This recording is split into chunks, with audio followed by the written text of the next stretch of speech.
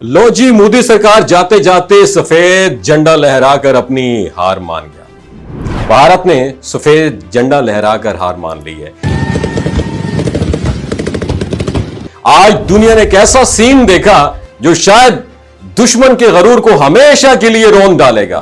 बरसों तक जो भारत खुद को सुपर पावर समझता रहा, आज वही भारत मैदान जंग में सफेद झंडा लहराकर अपनी शिकस्त को दुनिया के सामने तस्लीम कर चुका है। जी हां, ये वो लम्हा है जिसे तारीख में सुनहरी हरूफ से नहीं बल्कि शर्मिंदगी के स्याह रंग से लिखा जाएगा इंडियंस के लिए।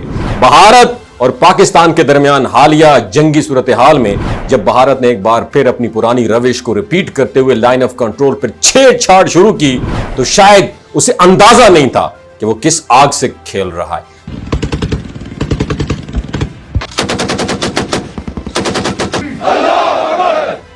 पाक फौज ने सिर्फ गोली से नहीं, गैरत, बहादुरी और हुब्बुल वतनी से दुश्मन के ख्वाब चिकनाचूर कर दिए, और नतीजा दुश्मन ने मैदान जंग में वही काम किया जो कमजोर और शिकस्त खुर्दा फौजें करती हैं, सफेद झंडा बुलंद कर दिया।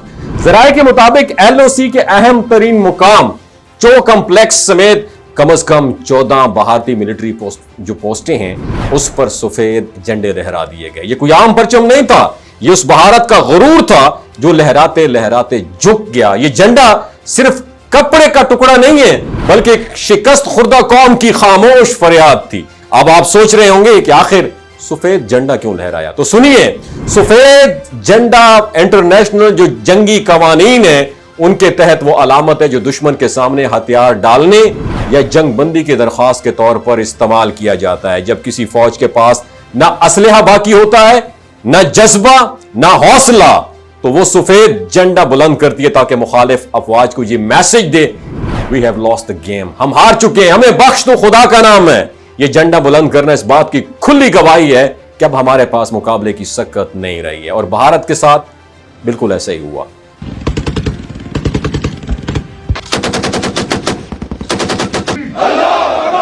पाकिस्तानी फौज की हैरान कुन स्ट्रैटेजी, जदीद टेक्नोलॉजी और जवानों के आहनी इरादों ने भारत को घुटने टेकने पर मजबूर कर दिया। जैसे ही पाकिस्तानी अफवाज ने एक जवाबी कार्रवाई शुरू की